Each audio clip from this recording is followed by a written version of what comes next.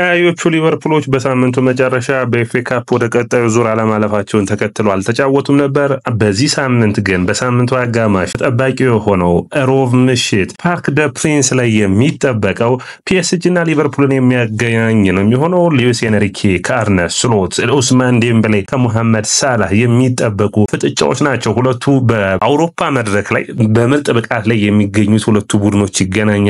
አስደናቂ ብቃት ላይ ያሉ ቡድኖች ናቸው። ሉዊስ ኤንሪኬ ምርጥ የማጥቃት ቡድን ያለው በጣም አስደማሚ የሆነ ቡድንን በፓሪስ ሰን ጀርመን ቤት እያሳየን ይገኛል። ምንም እንኳን ኪሊያን ምባፔን ቢለቁም ቡድኑን በአዲስ መልኩ ያዋቀረበት መንገድ ኡስማን ዴምቤሌ ኃላፊነቱን ወስዶ በደንብ እየሰራ ነው የሚገኘው። ካራቫስኬሊያ ሌላኛው ተጫዋች ነው። ባርኮላይ፣ ዲዛይር ዱዌ፣ ከዛ ውጭ ብዙዎቹ መጥራት የምትችሏቸው አስደናቂ ብቃት ያላቸው ተጫዋቾች ያሉት ቡድን ነው ፒኤስጂ። ሊቨርፑልም በፕሪሚየር ሊጉ አርሰናልን በ13 ነጥብ እየመራ ይገኛል። ስለዚህ ቀጣይ የሚሆነው በቻምፒዮንስ ሊጉ ጠንካራ ተፎካካሪ መሆን ነው። ቻምፒዮንስ ሊጉን በሊግ ደረጃ ስታዩት የመጀመሪያ ሆኖ አንደኛው ነው። ሊቨርፑል ወደ ቀጣዩ ዙር ያለፈው 7ቱን ጨዋታ አሸንፎ የመጨረሻውን ጨዋታ በፒኤስቪ አይንዶቨን ተሸንፎ ጥሩ ብቃታቸው ላይ የሚገኝ ነው። ቶፕ 8 ሆኖ ወደ ቀጣዩ ዙር ነው ያለፈው። ስለዚህ ጠንካራ ቡድን እንደሆነ ስለ ሊቨርፑል ማውራት ምንም ጥያቄ የለውም። እንደ ኦፕታ ሱፐር ኮምፒውተር ግምት ግን ይህንን ጨዋታ እድሎችን ሲያስቀምጥ በአስገራሚ ሁኔታ በዚህ ጨዋታ ላይ የማሸነፍ እድሉ ሊቨርፑል ከሜዳው ውጭ ሄዶ 34% ሲሆን ፒኤስጂ 40% የማሸነፍ እድልን አግኝቷል። 26% ደግሞ አቻ ተሰጥቷቸዋል። ወደድማቻችን አንድ እዚህ ጋር ልብ ልትሉት የሚጠበቅበት ግን ከሁለቱ ተጫውተው ግን የማለፍ እድሉ ከፍተኛ የሆነው የሊቨርፑል 58% የማለፍ እድል አለው። ፒኤስጂ ደግሞ 42%። ይህ ጠንካራ የሆነ ፉክክር የሚታይ ነው። አምና ፒኤስጂ በቻምፒዮንስ ሊጉ ግማሽ ፍጻሜ ላይ ነበር። ዘንድሮ ባለፉት 5 ጨዋታዎች ላይ ፒኤስጂ ምርጥ ብቃታቸው ላይ ነው የሚገኙት። ነገር ግን በውድድር ዓመቱ መጀመሪያ አካባቢ በቻምፒዮንስ ሊግ ጨዋታ አንዱ በኤሚሬትስ በአርሰናል መጥተው ተሸንፏል። ያደካማ ብቃታቸው ነበር። ስለዚህ ሊቨርፑል ይህንን ጨዋታ ማሸነፍ በጣም ይፈልጋሉ። አሸንፈው ወደ ቀጣዩ ዙር ማለፍን ያስባሉ። ስለዚህ ጠንካራ ፉክክር የሚጠበቅበት የፓርክ ደ ፕሪንሱ ጨዋታ በፒኤስጂ እና በሊቨርፑል መካከል ቀያዮቹ ወደ ፓሪስ የሚያቀኑ ይሆናል። ኢብራሂማ ኮናቴ ወደ ፓሪስ የሚመለስ ይሆናል። ተጠባቂ ጨዋታ ነው። ወዳጆቻችን የእናንተን የውጤት ግምት እስኪ ያስቀምጡልን። ፒኤስጂ ከሊቨርፑል ማን ያሸንፋል? ኮሜንት መስጫ ቦክስ ላይ ያስቀምጡልኝ። ይህ ያያ ስፖርት ነው። ላይክ፣ ሼር፣ ኮሜንት፣ ሰብስክራይብ ማድረጉን አትርሱ። እንዲሁም የደወል ድምጿን መጫኑን አትርሱ። ቶሎ መረጃዎችን በፖስተትን ቁጥር እንዲደርሳችሁ እናደርጋለን። ስለዚህ ያንን ላይክ፣ ሼር፣ ኮሜንት፣ ሰብስክራይብ ማድረጋችሁን አትርሱ። መረጃዎቹን በቀጥታ ላድርሳችሁ። እንግዲህ የእናንተን የውጤት ግምቶችን ማስቀምጡልን። ማን ያሸንፋል? ማንስ የተሻለ እድል አለው ብላችሁ ታስባላችሁ? እንግዲህ የቻምፒዮንስ ሊጉ በሁለቱ ቡድኖች 3 ጊዜ ብቻ ተገናኝተው ነው የሚያውቁት። ኦፕታ ለተሻለ እድል ለፒኤስጂ ሰጥቷል። ነገር ግን ሊቨርፑል ይህንን ጨዋታ ጥሩ ውጤትን ይዘው መምጣት ይጠበቅባቸዋል። አትሊስት አቻ እንኳን ይዘው ቢመጡ በጣም በቂ የሚባለው በሜዳቸው በአንፊልድ ሮድ ማሸነፍና በአንፊልድ ሮድ ደጋፊ ፊት መጫወትን ይፈልጋሉ። ስለዚህ ብዙ ከፍተኛ የሆነ ሽንፈት ውጤትና ለማስመዝገብ ጥረትን የሚያደርጉ ይሆናል። ሊቨርፑል በአውሮፓ መድረክ ላይ በወጥነት ካሉ ምርጥ ቡድኖች ውስጥ አንዱ ነው ቢባል ማጋነን አይደለም። በጣም ጥሩ ብቃታቸው ነው የሚገኙት። ሊቨርፑል ካለፉትን ከሜዳቸው ውጭ ያደረጉትን 5 ጨዋታ በፈረንሳይ ቡድኖች ላይ ጥሩ ሪከርድ የላቸው። ይህንን ማሻሻል ይፈልጋሉ። እንግዲህ በአጠቃላይ የፓርክ ደ ፕሪንሱ ጨዋታ የሚጠበቅ ነው የሚሆነው። ሁለቱም በሊጎቻቸው መሪና በሊጋቸው ዋንጫዎችን ለማሸነፍ የጣሩ ይገኛሉ። ሊልን 4-1 አሸንፏል ቅዳሜ ፒኤስጂ። በተቃራኒው ሊቨርፑል በዚህ ሳምንት በፕሌማውዝ መሸነፉን ተከትሎ በኤፍኤ ካፕ ጨዋታ አልነበራቸውም። ያንን ተከትሎ እንግዲህ ሊቨርፑል እረፍቱን ወስዶ ነው። ነገር ግን ቅዳሜ የተጫወተው ፓሪስ ሰን ጀርመን በሜዳው ተጠባቂ ጨዋታ ነው የሚሆነው። እንግዲህ ሊቨርፑል የ13 ነጥብ በፕሪሚየር ሊጉ መመራታቸውን ተከትሎ አሁን ሙሉ ትኩረታቸውን ወደ ቻምፒዮንስ ሊጉ የሚያተኩሩ ይሆናል። ስለ ሊቨርፑል ሲነሳ፣ ስለ ሊቨርፑል ድንቅ ብቃት ሲወራ ግን አንድ ሰውን አለማንሳት የማይቻል ይመስለኛል። ምክንያቱም ሞሐመድ ሳላህ ነው። ሞ ሳላህ አስደናቂ ብቃቱ ላይ ይገኛል። የባላንዶር እጩ መሆኑን የሚያረጋግጥበት በዚህ በቻምፒዮንስ ሊጉ ከፍጻሜ ድረስ መጓዝ የሚችል ከሆነ ባላንዶሩን የማንሳት አቅም ይኖረዋል። ሞ ሳላህ እነዚህ ጨዋታዎች እሱን ይፈልጉታል። ሊቨርፑልም እሱን በደንብ ነው የሚፈልገው። በሚገባ ማሳየት ይጠበቅበታል። የአርነ ስሎት ልጆች 52 የጎል ተሳትፎ ያለውን ሞሐመድ ሳላህን ዘንድሮ በሚገባ እየተጠቀሙበት ይገኛሉ። 30 ጎሎችን አስቆጥሮ 22 አሲስቶችን በጠቅላላ በሁሉም ውድድር አድርጎ 52 የጎል ተሳትፎዎች ላይ ደርሷል። አስደናቂው ሞ ሳላህ በቻምፒዮንስ ሊጉ በጥሎ ማለፍ ጨዋታዎች ላይ 20 የጎል አስተዋጽኦች አሉት። 12 ጎሎች፣ 8 አሲስቶችን ማድረግ ችሏል። ሞ ሳላህ አስደናቂ ብቃቱ፣ ድንቅ ችሎታው እንዳለው የሚታወቅ ነው። ከአፍሪካውያን ተጫዋቾች አሁን የመጀመሪያ ደረጃ ላይ ተቀምጧል። ሳሙኤል ኢቶና ዲዲዬ ድሮግባ ከሱ ባንድ ዝቅ ይላሉ። ሞሐመድ ሳላህ ግን በጥሎ ማለፉ ጨዋታዎች ላይ 20 የጎል ተሳትፎዎች እንዳሉት መርሳት የለባችሁም። ሌላኛው በተቃራኒው በፒኤስጂ በኩል የሚጠበቀው ተጫዋች ደግሞ ኡስማን ዴምቤሌ ነው። ኪሊያን ምባፔ ወደ ሪያል ማድሪድ መሄዱን ተከትሎ ኡስማን ዴምቤሌ አሁን በፒኤስጂ ቤት የማይነካ ተጫዋች መስሏል። በጣም ጥሩ ብቃቱ ላይ እንደሚገኝ ቁጥሮች ይመሰክሩለታል። ይህ ተጫዋች ከዶርትመንድ ቤት ወደ ባርሴሎና በባርሴሎና ተቸግሮ የነበረው አሁን ግን ራሱን በፒኤስጂ ቤት ያገኘ ይመስላል። 26 ጎሎችን በሁሉም ውድድሮች ላይ አስቆጥሯል። 6 አሲስቶችን ማድረግ ችሏል። ከሞሐመድ ሳላህ በጎል እንግዲህ በአራት ያንሳል። ያ የሚጠበቅ ነው። ነገር ግን የኡስማን ዴምቤሌ በምን ይለያል ካላችሁ ከ19.5 ኤክስጂ ነው 26 ጎሎችን ያስቆጠረው። ይህ ማለት በ6.5 ኤክስጂ ያንሳ። ጥሩ ብቃት፣ ጥሩ ክህሎት፣ ጥሩ ፐርፎርማንስ ያለው ነው። በአጥቂ በኩል በቀኝ በኩል በእያንዳንዱ መስመሮች ላይ መጫወት የሚችል ነው። ሊቨርፑሎች ሊጠነቀቁት ይጠበቃል። ያም ካላችሁኝ ደግሞ ፋውል ተሰርቶበት ፔናልቲ በማስገኘት ኡስማን ዴምቤሌን የበለጠ የተሻለ ተጫዋች እንደማይኖር ብዙዎቻችሁ ታውቃላችሁ። ኡስማን ዴምቤሌ በጨዋታዎች ውስጥ 25 ከመጣ ደግሞ በዚህ በአዲሱ በፈረንጆቹ ካላንደር ዓመት ማንም የሚችለው ሆኖ አልተገኘም። 1.87 ጎሎችን በጨዋታ ያስቆጥራል። 1.97 ደግሞ በየጨዋታው የጎል አስተዋጽኦች አሉት። በየ48 ደቂቃው ወይ ጎል ወይ አሲስት ያስቆጥራል። በጣም አስገራሚ የሆነ ተጫዋች ጥሩ ፐርፎርማንሱ ላይ ይገኛል። ብዙም የተሻለ ፐርፎርማንሱን የሚያሳየው በጣም በቀኝ መስመር ላይ በ57% በቀኝ መስመር ላይ የመጫወት ነው። 39% በማጥቃቱ ሂደት ነው። በግራ መስመር ላይ ደግሞ 3% ነው። እንግዲህ የኮናቴ ቫንዳይክ ትሬንት አሌክሳንደር አርኖልድ እና ሮበርትሰን ምርጥ የመከላከል መስመር እንግዲህ ይህንን ተጫዋች ማቆም ትልቁ ስራቸው ይሆናል። በሁለቱ ቡድኖች ድንቅ ብቃት ላይ የሚገኙ ሁለቱም ምርጥ ተጫዋቾች ናቸው። ነገር ግን በሊቨርፑል በኩል አንድ ማንሳት የሚጠበቅብን ሮበርትሰን እና የትሬንት አሌክሳንደር አርኖልድ ድንቅ ብቃት ነው። ትሬንት አሌክሳንደር አርኖልድ 14 ድሎችን ከዛ ውጭ ሮበርትሰን 17 ድሎችን በመስመሮች መካከል በመላክ ለተቃራኒ የቡድን አስቸጋሪ የሆኑ ላይን ብሪንግ ፓሶችን ማድረግ ችሏል። ወይም በመስመሮች መካከል ለአጥቂዎች ወይም ለማጥቃት እድል የሚመቹ ኳሶችን ፓስ ማድረግ ችሏል። ሁለቱም አስደማሚ ተጫዋቾች እንደሆኑ ይታወቃል። ሊቨርፑል ባለፉት ዓመታቶች ውስጥ በኤርገን ክሎፕ ሊቨርፑል ውስጥ የሚደነቁ እስካሁኑ ሊቨርፑል እንግዲህ በአስገራሚ ብቃት የቀጠሉ ናቸው። በፒኤስጂ በኩል ስንሄድ አሽራፍ ሀኪሚን ማንሳት ያለብን ይመስለኛል። አሽራፍ ሀኪሚ እንግዲህ በቻምፒዮንስ ሊጉ 12 እድሎችን ፈጥሯል። 4 አሲስቶችን አድርጓል። ከ12ቱ ከፈጠራቸው እድሎች ውስጥ ኢንተንሲቲው የቀይ መስመሩን ማጥቃት የሚያስጀምርበት መንገድ በጣም የተለየ እንደሆነ ብዙዎቹ የሚመሰክሩለት አሽራፍ ሀኪሚ።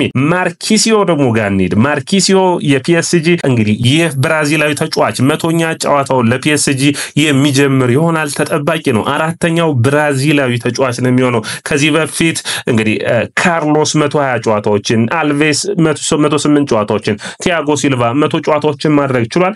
አሁን ይሄኛው ብራዚላዊ ለ100ኛ ጨዋታ ጊዜ የሚመራ ይሆናል ተጠባቂ ነው የሚሆነው። እንግዲህ ፒኤስጂ ይህንን ተጫዋች በጣም የቡድኑ አንበል እንደሆነ ታውቁታላችሁ። በሉዊስ ኤንሪኬ ቡድን ውስጥ ቁልፍ ሚና ካላቸው ከኋላ በማስጀመር ሂደት ከፓቾ ጋር ጥሩ ጥምረትን ፈጥሯል። ሉዊስ ኤንሪኬ ይህንን ቡድን እንግዲህ በመጀመሪያዎቹ ጨዋታዎች ተቸግሮ በመጀመሪያዎቹ 4 ጨዋታዎች በጣም ፒኤስጂ የተቸገረ ይመስል ነበር። ከዛ በኋላ ግን በተከታታይ ጨዋታዎችን በማሸነፍ ወደ ቀጣዩ ዙር ማለፋቸው የሚታወስ ነው። ስታዲየም ብረስትንን ደግሞ በሚገባ በማሸነፍ በሜዳቸው እንዲሁም 7-0 ከሜዳቸው ውጭ 3-0 አሸንፈው በአጠቃላይ 10-0 በሆነ ውጤት ነው ወደ ቀጣዩ ዙር ያለፉት። ጠንካራ ቡድን እንዳለው ፒኤስጂ የሚያስገርም ቡድን እንደሆነ መመስከር የሚቻል ነው። እንግዲህ በፕሌይኦፉ ጠንካራ ቡድንና ጠንካራ ብቃታቸውን ማስቀጠል ይጠበቅባቸዋል። በተከታታይ እንግዲህ ባለፉት 5 ጨዋታዎች በተከታታይ ጨዋታዎች ማለት ነው ማሸነፍ ችሏል። ይህ ብቃታቸውን ማስቀጠል ያስፈልጋል። ማንቸስተር ሲቲን በሜዳቸው በዚህ ሜዳ ላይ 4-1 እንዳሸነፉ የምታስታውሱት ነው። ጥሩ ብቃት የነበረበት ነው። እንግዲህ ባለፉት 5 ጨዋታዎች 21 ጎሎችን አስቆጥረው 3 ጎል ብቻ ነው የተቆጠረባቸው። በ1994-95 ሲዝን ፒኤስጂ 6 ድሎችን ያለምንም አቻን ያለምንም ሽንፈት ያስመዘገበበት ጊዜ ነበር። ያንን የሚያስታውስ ነው። በሊግ 1 ጥሩ ብቃት ላይ የሚገኘው ፓሪስ ሰን ጀርመን እንግዲህ ጠንካራ የሆነውን ሊቨርፑልን ይገጥማል። ሊቨርፑል በዚህ በቻምፒዮንስ ሊግ ውድድር እንግዲህ በኤርገን ክሎፕ ጊዜ 3 ፍጻሜ ደርሶ 2 ተሸንፎ አንዴ ደግሞ ማሸነፉን ታስታውሱት ነው። የማይረሳው ቶተንሃምን 1-0 አሸንፈው ዋንጫውን ያሸነፉበት የሚረሳ አልነበረም። 2-0 ያሸነፉበት የሚረሳ አልነበረም። ውድድርማቻችን በጣም የሚገርመው ምንድነው ብትሉኝ እንግዲህ ባለፉት አመታቶች ውስጥ 3 በተከታታይ ሊቨርፑል በሪያል ማድሪድ ነው በሎስ ብላንኮቹ እንግዲህ የምታስታውሱት 21-22 ፍጻሜው 2 በፍጻሜ ጣላቸው ማለት ነው። በ22-23 ሲዝን ደግሞ ከ16ቱ ይህንን ቡድን ማስወጣት ችሏል። በአጠቃላይ ከ5ቱ ደግሞ ከተሸነፉበት ብትወስዱት 4ቱ በሪያል ማድሪድ ነው። አንዴ ብቻ ነው እንግዲህ በኢንተር ሚላን ከሜዳቸው ውጭ በመጋቢት 2022 የተሸነፉት። ፒኤስጂ እና ሊቨርፑል እርስ በራስ ስንት የተገናኙ ብለን እኔ ሁለቱም ቡድኖች ለ3 ጊዜ ነው መገናኘት የቻሉት። በ2018-19 በግሩፕ እንግዲህ ወይም ያኔ የቻምፒዮንስ ሊጉ ፎርማት በምድብ በነበረበት ጊዜ በምድብ ላይ ተገናኝተው ከሜዳቸው ውጭ እንግዲህ ተሸንፈው በሜዳቸው ደግሞ አሸንፈዋል። ያኔ ከሜዳቸው ውጭ 2-1 ተሸንፈዋል ሊቨርፑሎቹ። በሜዳቸው ደግሞ ደግሞ 3-2 እንዳያሸነፉበት ጨዋታ የሚታወስ ነው። በጥሎ ማለፉ እንግዲህ በዩሮፒያን ካፕ ዊነርስ ካፕ በ96-97 የውድድር ዓመት ላይ እንግዲህ ያኔ ጥሩ ብቃቱን ባሳየው በፒኤስጂ 3-2 ተሸንፈው ሊቨርፑሎቹ ከዚህ ውድድር ውጭ ሆኗል። ሊቨርፑል በፈረንሳይ ቡድኖች ላይ ባለፉት 5 የሜዳ ውጭ ያደረጋቸውን ጨዋታዎች ተቸግሯል። 2 ያቻ ወጥቶ 3 ተሸንፏል። ለመጨረሻ ጊዜ ያሸነፈው ማርሴል ነው በ2008 ዓመተ ምህረት 2-1 ነበር ያሸነፈው። ስለዚህ ይህ እንደ ኢሮፒያን አቆጣጠር መሆኑን ልብ ልትሉት ይገባል አድማጮቻችን። ስለዚህ ጠንካራ የሆነ የፈረንሳይ የመቸገር ሁኔታ አለ። ነገር ግን አሰልጣኛቸው አርነ ስሎት ደግሞ በኤዜድ አልካማር ከዛ ውጭ ደግሞ በፌኖርድ አሰልጣኝነታቸው ጥሩ ውጤቶች አላቸው። በፈረንሳይ ሄደው 3 ጨዋታን አድርገው 2ቱን አሸንፈው አንዳቸው ወጣው በጣም ጥሩ ብቃታቸውን ያሳዩበት እንደነበር የሚታወስ ነው። አጠቃላይ እንደ ቡድን እንግዲህ ለመጨረሻ ጊዜ የአርነ ስሎት ቡድን 2-1 የፈረንሳዩን ሊል ማሸነፍ እንደቻሉ ነው የኦፕታ ሱፐር ኮምፒውተር ግምቱን አስቀምጧል። ለፒኤስጂ 40% የማሸነፍ እድል 25% ያቻ ውጤት ከዛ ውጭ ደግሞ 34% ለሊቨርፑልን ሰጥቷል። አጠቃላይ የማለፍ እድሉ ግን ለሊቨርፑል የተሻለ ነው 58%፣ ከዛ ውጭ 42% ደግሞ ፒኤስጂ ያሸንፋል ወይም ያልፋል ብሎ ገምቷል። ሊቨርፑል በዋንጫውን የማሸነፍ እድል የተሻለ እድል ተሰጥቷል። ከሁሉም ቡድኖች የተሻለ በሚባል አንደኛ ምድቡን ፎርማትም አንደኛው ነው ማጠናቀቁ የሚታወስ ነው በ21 ነጥብ። ያንን ተከትሎ እንግዲህ 19% ዋንጫውን የማሸነፍ ሊቨርፑል እድል አለው ብሎ ኦፕታ ሱፐር ኮምፒውተር ገምቷል። ፒኤስጂን 9.5% ሰጥቷል። አጠቃላይ ግምት ያስተላለፉ ማንንስ እንጠብቅ የሚለውን እንግዲህ ታክቲካዊ ሂደቱን እናውራ። ዶናሩማ ግብ ጠባቂ ሆኖ የሚመራ ይሆናል። ይህ ግብ ጠባቂ እንግዲህ ጣሊያናዊ ግብ ጠባቂ አስደናቂ እንደሆነ የምታውሱት ነው። ፓቾና ማርኪሲዮ የተከላካይ መስመሩን ይመራሉ። ሐኪሚና ኑኖ ሜንዴዝ ይህ የመከላከል ክፍል ዲያዝ፣ ጋክፖና ሳላህን በሚገባ ሊፈትን ይጠበቃል። እንግዲህ ኑኖ ሜንዴዝ ጠንካራ ፉክክር ይጠበቀዋል ከመሐመድ ሳላህ ለማቆም። ይህ ኑኖ ሜንዴዝ እንግዲህ ይህ ፖርቹጋላዊ የመስመር ተከላካይ ጠንካራ ተከላካይ እንደሆነ ይታወቃል። ስለዚህ ጠንካራ ፈተናውን የሚያቀርብለት ይሆናል። እንግዲህ የሳላህና የአርኖልድን ማጥቃት መከላከል ይጠበቃል። በተለይ ከባርኮላ ገዛን የሚፈልግ ይሆናል። ሶቦዝ ላይ የአማካይ መስመሩ ላይ ጠንካራ ፉክክር የሚጠበቅ ነው የሚሆነው። የአማካይ በኩሉ እንግዲህ ፋቢያን ሩይዝ፣ ቪቲኒያና ጃኦ ኔቬስ ናቸው። 3ቱ ምርጥ የአማካይ መስመር ተጫዋቾች ናቸው። የፋቢያን ሩይዝ ልምድና የጃኦ ኔቬስ የአማካይ መስመሩ ላይ የሚያሳየው ታዳጊው ከቤኔፊካ የተገኘው ድንቅ ብቃት ላይ ያለው ቦክስ ቱ ቦክስ ሚድፊልደር ነው። ቪቲኒያ በፖርቹጋል ብሔራዊ ቡድን የምታውቁት ነው። ጥሩ የአማካይ መስመር ነው። የሚገናኙት ግን በፕሪሚየር ሊጉ ብቻ ሳይሆን በመላው አውሮፓ ምርጥ ከሆኑት ከማካሊስተር፣ ሪያን ግላቨንበርግና ሶቦዝ ላይ ነው። ጠንካራ ፉክክር እንደሚታይበትና የሁለቱም ቡድኖች የማጥቃት አቅም በጣም የሚያስደስት ጨዋታ እንደሚጠበቅ የሚያሳይ ነው። በሊቨርፑል በኩል የተከላካይ መስመሩ ሮበርትሰን፣ ቫንዳይክ፣ ኮናቴና አርኖልድ ይመሩታል። ግብ ጠባቂው አሊሰን ቤከር ነው። ዶናሩማን እና አሊሰን ቤከርን ማየት ራሱ በግብ ጠባቂነት በኩል ጠንካራ ፉክክር የሚደረግበት የቻምፒዮንስ ሊግ ምሽት እንደሚሆን የሚጠበቅ ነው የሚሆነው። የተከላካይ መስመሩን ግን በደንብ ማየት ይጠበቅብናል። የሮበርትሰን፣ ቫንዳይክ፣ ኮናቴና አርኖልድ ከባርኮላይ ዴምቤሌና ካራቭስኬሊያን ነው የሚያገኙት። አርኖልድ፣ ሮበርትሰን ጥንቃቄን ይጠበቅባቸዋል። እነዚህ 3 አጥቂዎች የመስመር ተጫዋቾች ስለሚሆኑ በጣም ይቀያየራሉ። ፍሌክሲብል የሆነ የማጥቃት ነው። ከዛም ውጭ የሉዊስ ኤንሪኬ ቡድን ደግሞ ወደኋላ የሚያፈገፍግ አይደለም። በጣም ፕሬሸር አድርጎ ማጥቃትን የሚመርጥ ከዛ ውጭ ፍሉድ የሆነ ቡድን ነው። የትኛው መከላከል እንዳለብን አይጠበቅም። ስለዚህ ኮናቴና ቫንዳይክ ወደ ፓሪስ ሰን ጀርመን ሂደው ፓርክ ደ ፕሪንስ ውስጥ ጠንካራ ፉክክር ይጠብቃቸዋል። ከተከላካይ ጀርባ የሚላኩ ረጃጅም ኳሶችን በባርኮላይ፣ በዴምቤሌና እንዲሁም ደግሞ በካራቭስኬሊያ የሚጠበቅ ነው። ባርኮላይ ቀጥታ የሚያገኘው በጥሩ ብቃቱ ላይ የሚገኘውን ትሬንት አሌክሳንደር አርኖልድ ነው። ባርኮላይ ካራቭስኬሊያ ሮበርትሰንን የሚያጠቃ ይሆናል። እንግዲህ ኡስማን ዴምቤሌ የሀገሩ ልጅ የሆነውን ኮናቴን የሚፋለም ይሆናል። ጠንካራ ፉክክርን፣ ጠንካራ ብቃትን በሁለቱም ቡድኖች መካከል ይጠበቃል። ነገር ግን ሁሌም እንደሚባለው የሉዊስ ኤንሪኬን የአማካይ ክፍል የተቆጣጠረ ቡድን በጨዋታው ላይ ነጥብና ውጤትን ይዞ ይወጣል። ውደርማቻችን ይህ ያያ ስፖርት ነው። ላይክ፣ ሼር፣ ኮሜንት፣ ሰብስክራይብ ማድረጋችሁን አትርሱ። እናንተ ላይክ፣ ሼር፣ ኮሜንት፣ ሰብስክራይብ ብዙዎቹ ጋር እንድንደርስ ያግዘናል። የውጤት ግምታችሁንም አስቀምጡልን።